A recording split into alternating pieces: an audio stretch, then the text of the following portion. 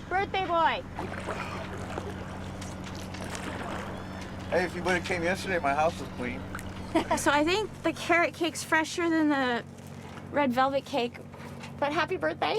Do you want a candle put on it? I don't have any candles.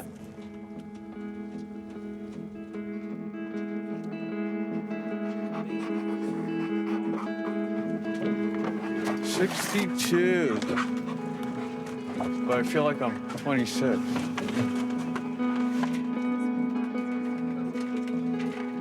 Call me a ballerina.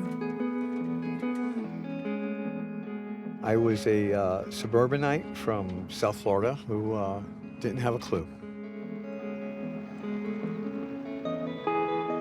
Didn't know what the world was about until I came here. And I was in awe for a long time.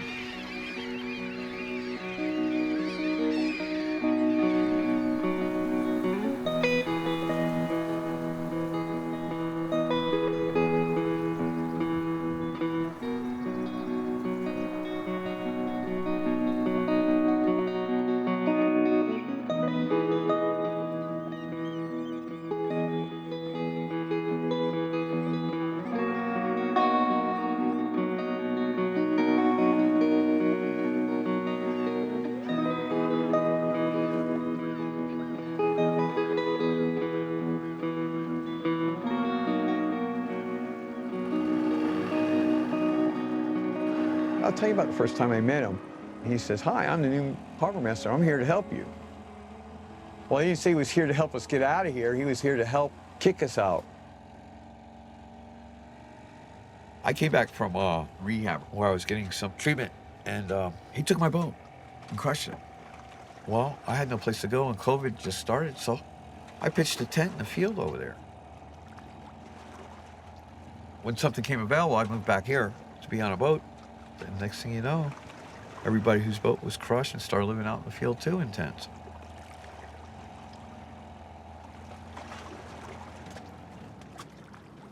It's not a Burger King. You can't have it your way, you know, and you don't change laws and stuff just to suit your own purposes and stuff either. You know, everybody's got a right to be free and be somewhere.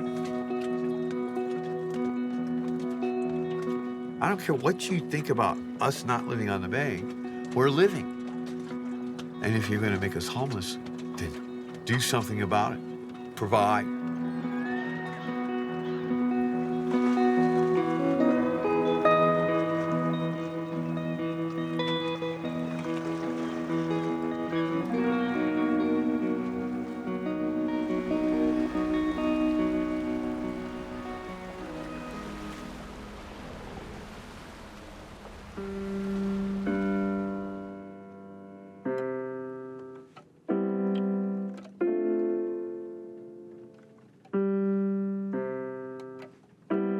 There's this presumption that people who are liveaboards must be bums.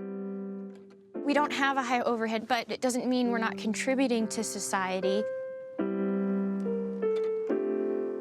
I'm a San Francisco State student working on my bachelor's of music and composition. Right around my 21st birthday, I ended up buying this sailboat, and I've been on it ever since. This would be the spin cycle. I enjoy it because I have my solitude. I can have peace of mind. People should have access to filling up their water bottles. People should have access to bathrooms. There isn't any of that around here. The fact that someone goes and visits their family for Thanksgiving and then comes back to find that they don't even have a home to go back to, it's something like I've never seen before. I'm afraid that I'm not gonna be able to have a home to go back to. And I don't really have much to lose already.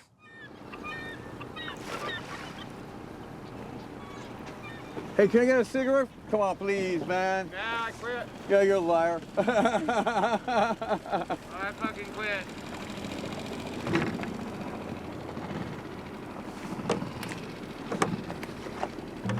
No, the boat's not legal because The gear stickers weren't in the same spot. That's bullshit. Billy's whaler, they got them all the way down the side, you know? Look, here he comes. Hurry, Mike, hurry. Better hurry up, Mike. He's going to take it.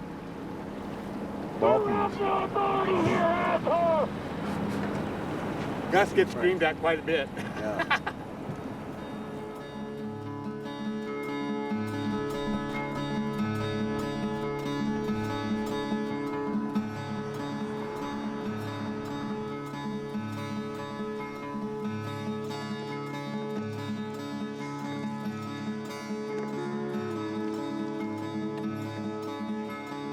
Well, when I started living here in 1967, I was just fascinated by it all.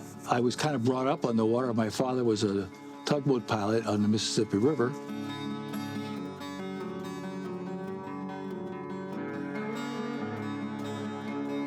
The houseboats were here, and that's what really caught my eye. Everybody was building their own boats and living cheaply or free. And I would call that the golden age of the houseboats.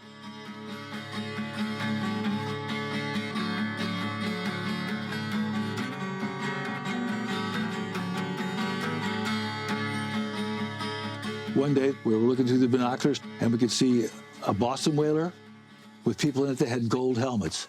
We knew right away that they were sheriffs. And so we all jumped in our boats and came up here. And we went down and had a big battle at Gate 5 over a boat called the Camel, and we completely surrounded it. They formed the RBRA, the Richards Bay Regional Agency.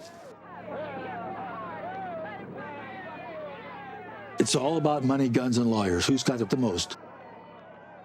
As it is, the authorities have all the money, guns, and lawyers.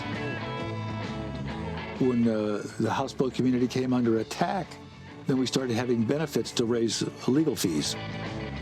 And I had a band called the Red Legs. And we've always packed the place for a houseboat defense fund.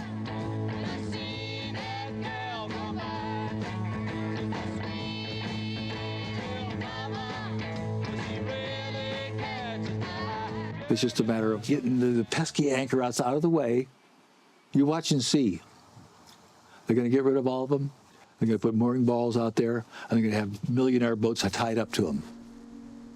That's what's coming.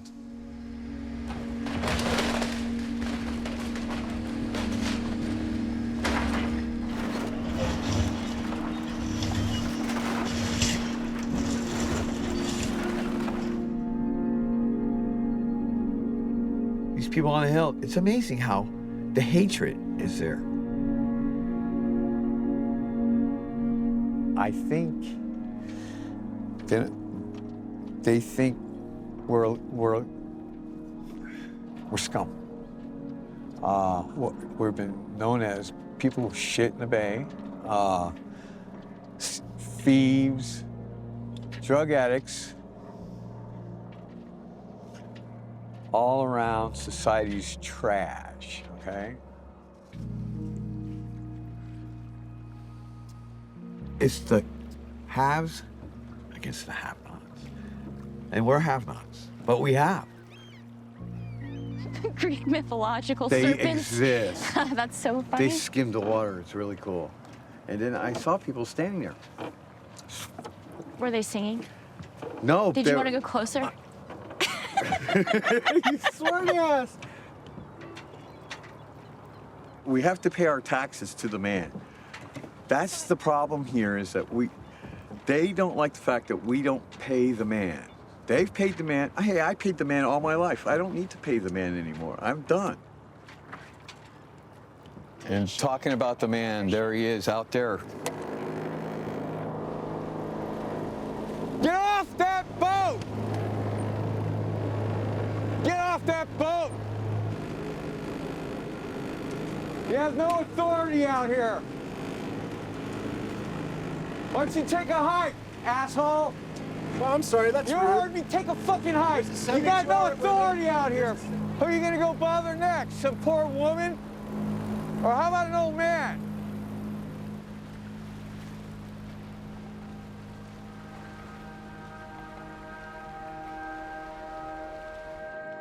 I'm sorry.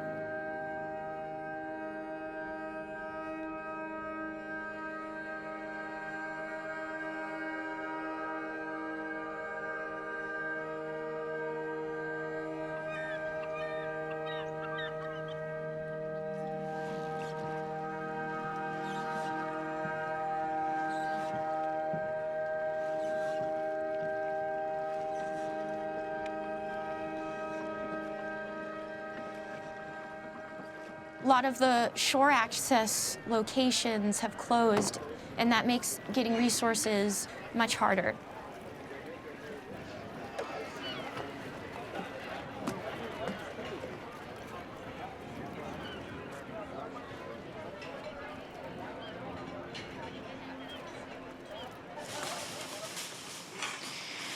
Okay, semi-sweet chocolate chips, chicken breast, half-pound raw shrimp, Taster's Choice coffee.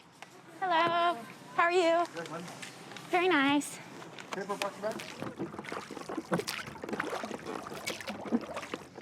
People living out here have a tough time, and I'm perfectly capable physically. I'm much younger than most of my neighbors, and I still have a tough time.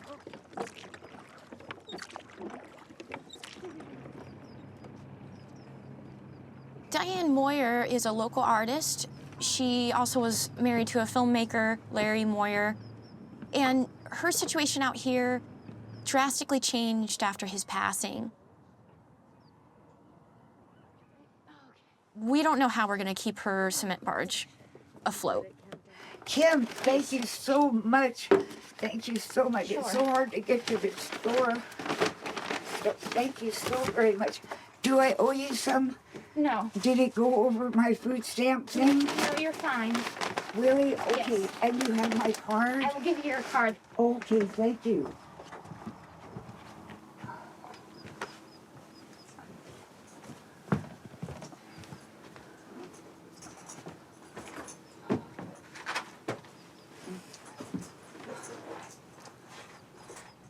You get up in the morning and you go outside. Here's the harbor master boat. What do you want? We want to take you to the shelter.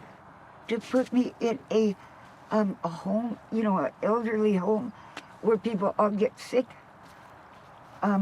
No thanks.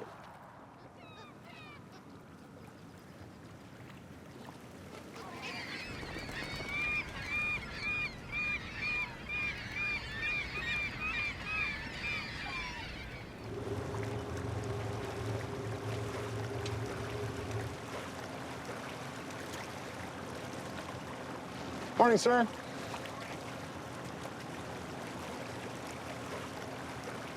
I've been in public service for, almost 2 decades now.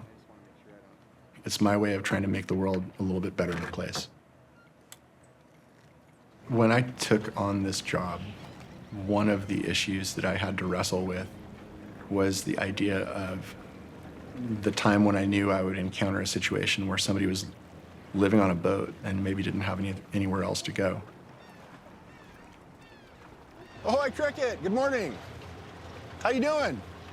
We're continuing to spread the good word that it's a 72-hour anchorage and it's not a permanent living situation. 72, really? 72 hours, yes, sir. The challenge that we have in Richardson's Bay is the vessels that are anchored out, the large majority, are inoperable and therefore unsafe vessels. When a storm comes through, how can they stop themselves from colliding into that other boat? And then if they do collide into that boat, who's going to pay for that? The taxpayer? You didn't run this album, right? Yes, sir. You see that club, that Islander 30 down there? Put a sticker on. Don't ever touch my shit again. Ever. Ever. So this is a 72-hour anchorage, You know Bob? what? You can shove that up your ass. You're a lying sack of shit. You stole one of my boats. You took it away. You're a lousy person, man. Don't you ever touch my shit. Ever. So you've got 2 boats in the anchorage right Yeah, now. I'm getting rid of one so I can live on with the other, all right? So buzz off. Don't ever touch my shit. I've been pumping out here for 25 years. I will have your ass in the squid.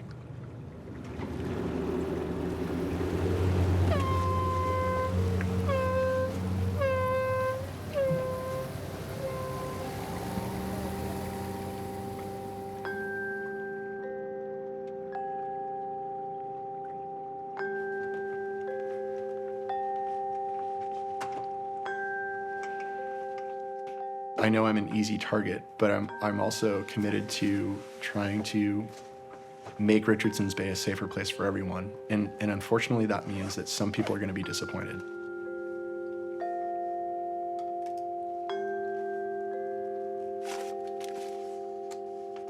in the anchorage somebody chose to live on a boat. I realized they might have socioeconomic challenges, substance abuse issues, mental health issues, that there might be a whole bunch of different life situations that they're grappling with.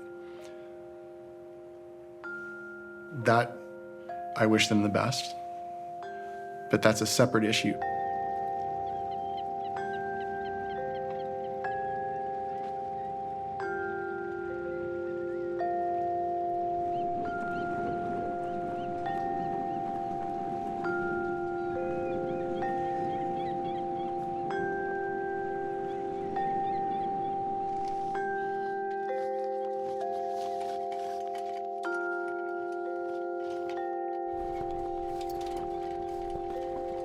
There are righteous people out here.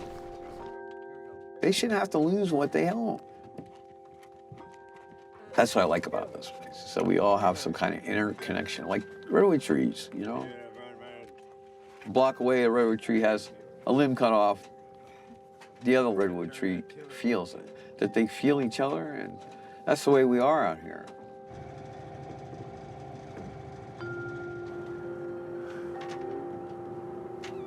I met my second wife while I was hanging out in the streets in Fort Pierce, Florida. The last thing I wanted to do was get married.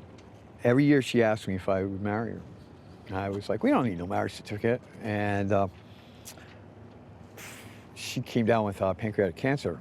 And it was like the doctor's going, you should take her somewhere and make her comfortable. And, you know, like, she looks healthy. And he's like, yeah, but trust me, you're going to want to do this. And so I asked her if she wanted to go around the world. What do you want to do? And she's like, I just want you to marry me. And I'm like, wow. So there was a lot of issues I had. It's not that I didn't want to marry her. You know, it's just, there was all kinds of possibilities. And so I figured if I did marry her, maybe God would fix her. And it would be, you know, a match made in heaven, right? But I guess he needed her, so he took her. And I didn't know how valuable the space she occupied was. You know, it was hard to get over that she was gone. So that's why I had to make her disappear from my life altogether. I was like, you know, I didn't want her box of ashes. I didn't even, you know, I gave it to her sister to hold because I didn't want to see that thing on my, you know, if we're souls before we're born, okay, I'll see you back then. That's how I look at it.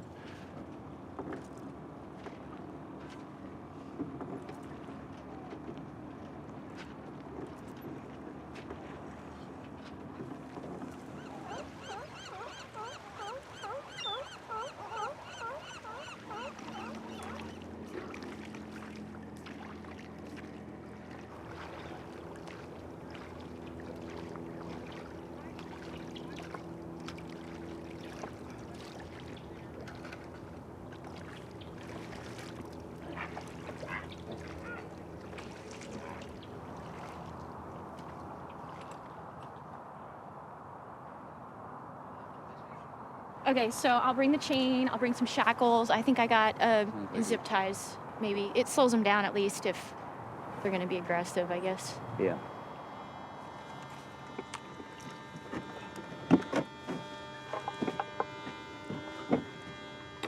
Well, it's gonna be an exciting evening, that's for sure.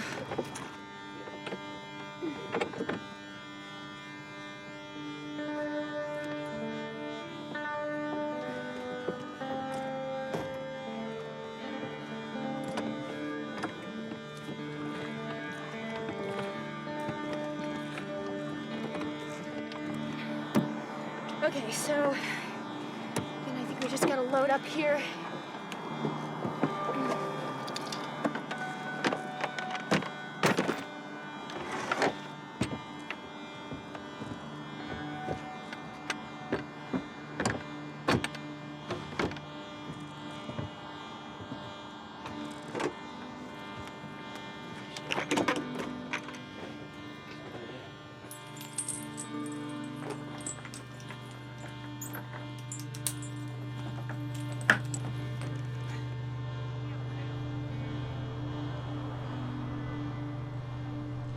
At first I didn't want to believe it, but you know, now I'm starting to realize it's a struggle more than it ever was to live out here.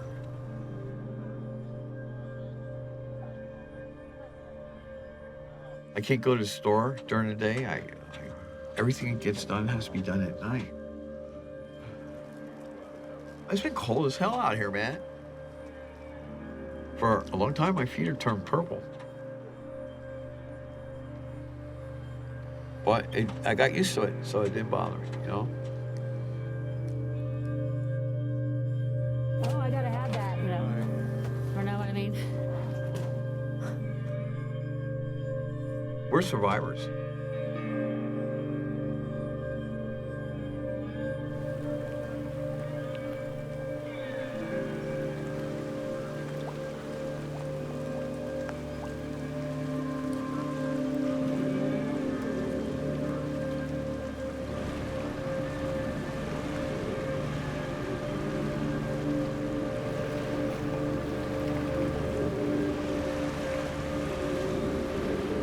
It's been a real hard winter. This isn't over yet.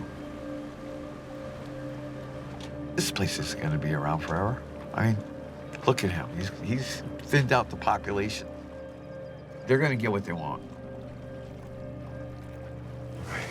Oh.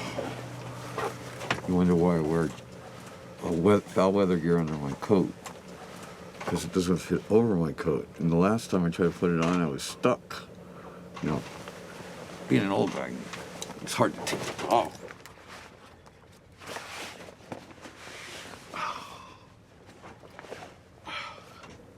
I don't want to be dying in a hospital. I don't want to be laying in a room where nobody comes to see you. I always pictured myself on a sailboat, 50-foot swells, my hands tight on the tiller where my knuckles are white and going over the last wave and just plunge. That's the way I figure it. I want to enjoy the rest of my life. It's the last chapter. Why not? I want this.